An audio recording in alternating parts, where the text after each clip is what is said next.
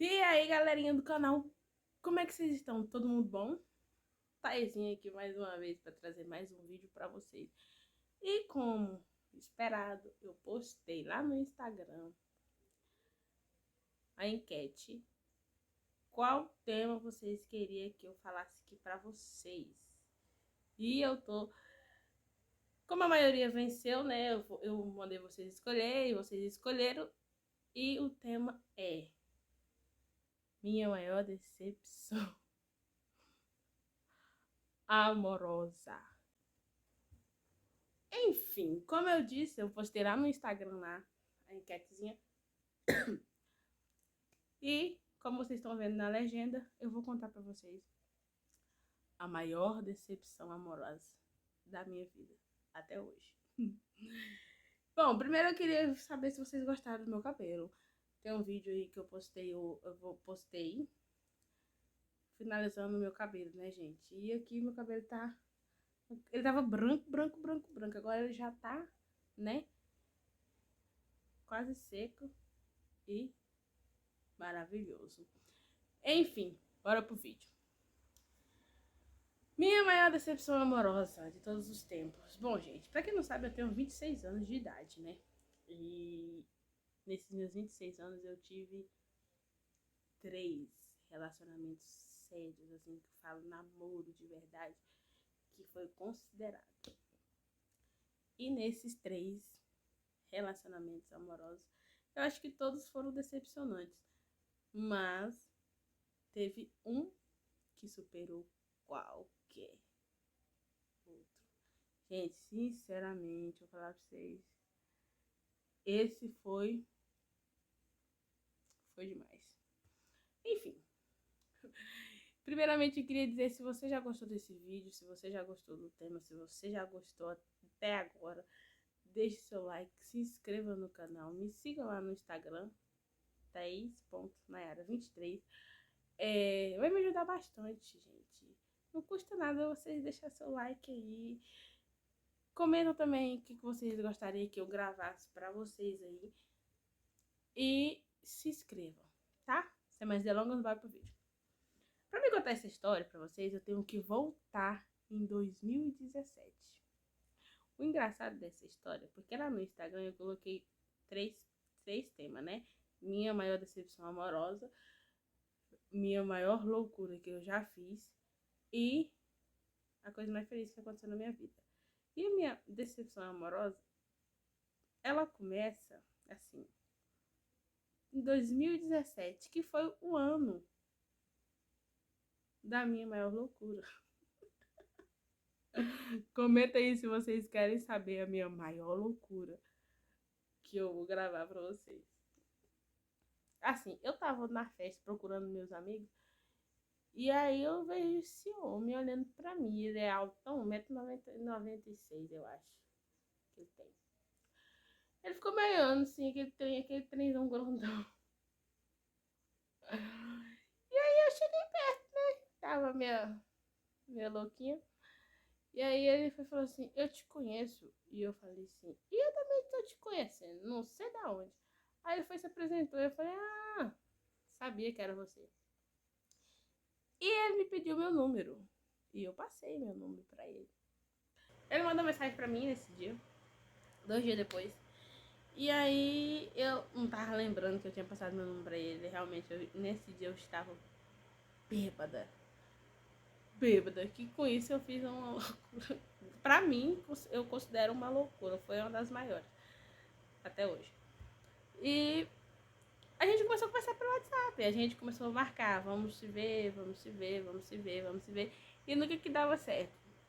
E um dia deu certo a gente se encontrar. E aí, nesse encontro, gente, falar uma coisa, toda vez que eu encontrava ele, eu falava o nome dele errado. Eu falava um nome diferente. Toda vez, gente do céu. Ele ficava assim, eu ficava assim, sem entender. Eu falava, ai, meu amigo. A gente começou a ficar. Aí a bonita aqui vai e faz uma proposta pra ele. Que foi por causa dessa proposta que eu me lasquei. Literalmente, eu me lasquei. Porque eu não sei da onde que eu tava pra fazer essa proposta pra ele. E engraçado que esse tempo há poucos atrás, eu fiz essa proposta para uma outra pessoa, só que ele não aceitou, né? Então, vai de boa. A proposta foi, falei pra eles, ó, vamos fazer o seguinte, no dia que der pra gente se encontrar, a gente fica de boa. Mas se surgir outras coisas pra gente, né, a gente fica também, sem problema. A gente não tem essa cobrança de, né, um ficar cobrando do outro, porque eu tô ficando com fulano, eu não posso, né, surgir uma coisa interessante, eu não posso fazer.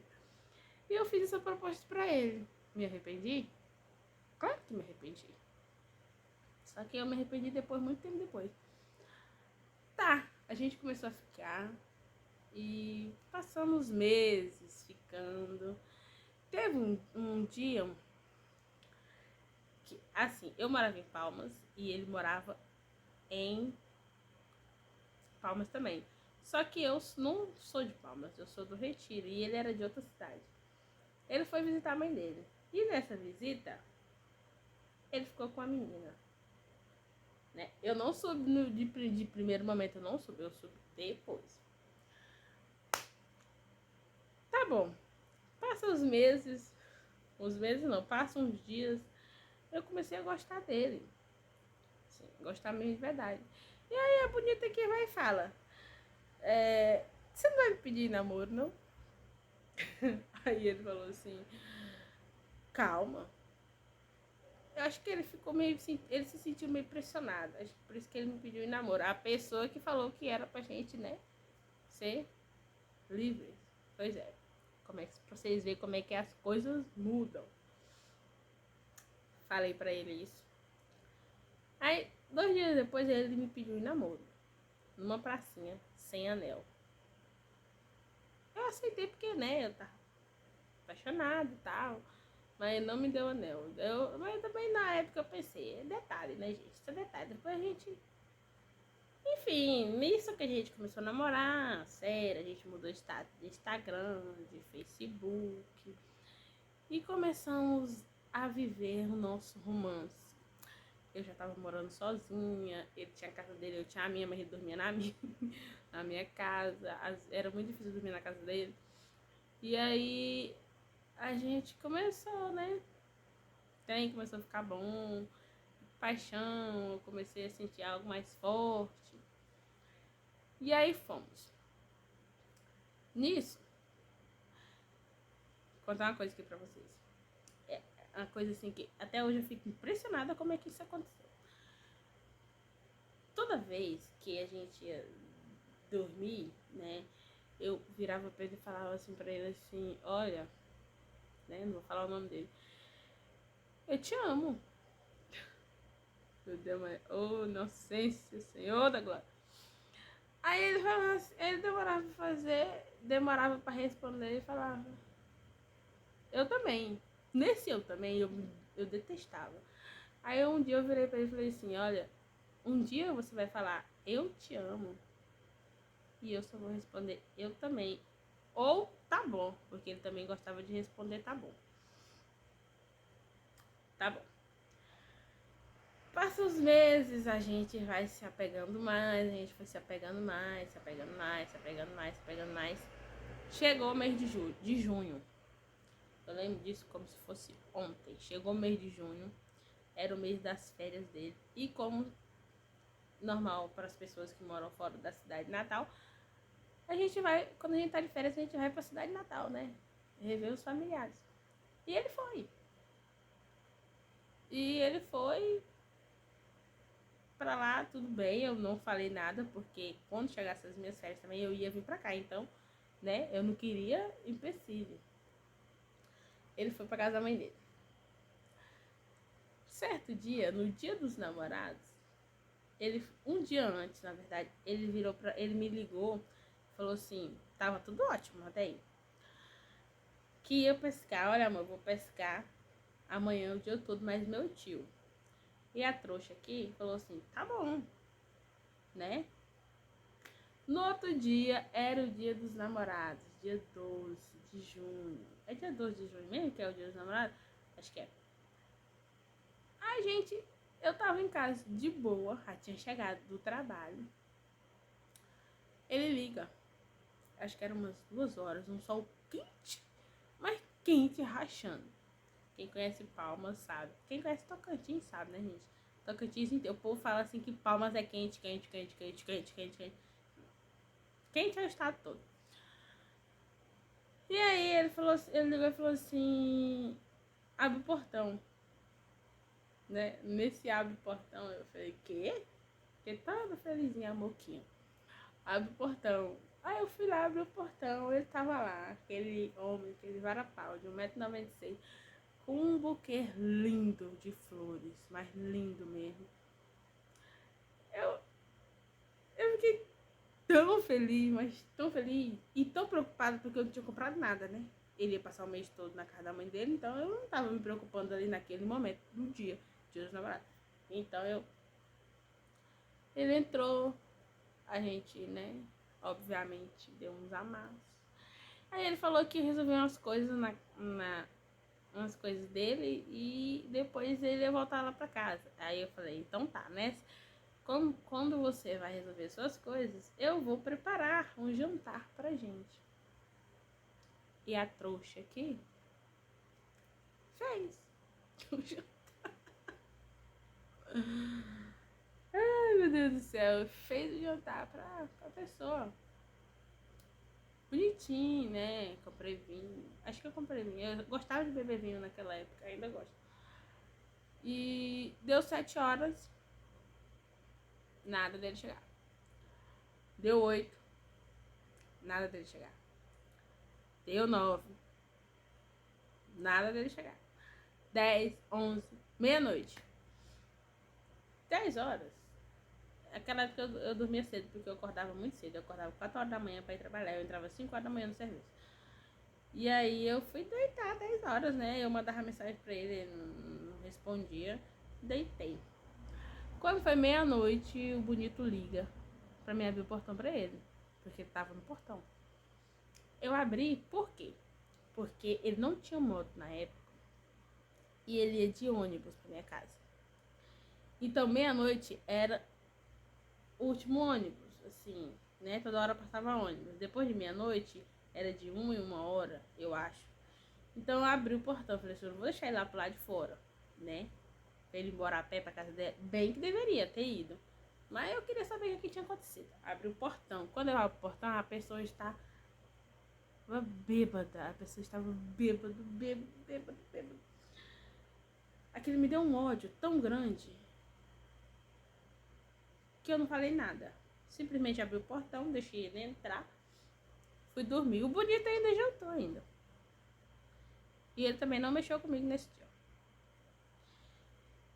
E tudo bem. No outro dia ele pediu desculpa. Eu, meio chateada, aceitei. Ele voltou pra casa da mãe dele. No que ele voltou pra casa da mãe dele, aí começou. Eu achei que ia melhorar, né? Não, ele fez, né? Palhaçada comigo. Vai melhorar. Melhorou, Thaís? Melhorou? Melhorou foi o escambau. Aí que a ladeira desceu mesmo, ó. Ladeira abaixo. Gente, este homem começou a parar de me mandar mensagem. A parar de me atender. Quando ele respondia, ele falava assim, eu não posso falar ou eu não quero falar. Não me atendia. E eu fiquei super perturbada com isso. 15 dias. Gente, nesses 15 dias, meu Deus do céu, eu sofri pra cachorro. Sofri. A minha prima, a minha prima Joelma, ela morava do lado, né? Era várias kitnets. Ela morava do lado. E aí ela ia lá na minha casa e falava assim, meu Deus, o que tá acontecendo com você? Que você tá numa sofrência. Eu ligava o som e chorava, bebia vinho, bebia cerveja à noite. Chorava, enfim. Ele passou 15 dias praticamente sem falar comigo. Quando ele chegou, eu não me lembro muito bem se ele chegou e no mesmo dia ele foi na minha casa ou se ele foi depois. Eu só sei que eu falei pra ele, ou ele me contava o que estava acontecendo, ou a gente ia terminar ali agora. Nisso ele foi na minha casa. Chegou lá, sentou na cama e pra variar, chegou bêbado. Ele não era alcoólatra, gente. Ele não era alcoólatra. Ele tava passando por uns momentos difíceis. Ai, que raiva. E aí, com isso, gente, eu falei assim pra ele assim: e aí, vai me falar o que tá acontecendo?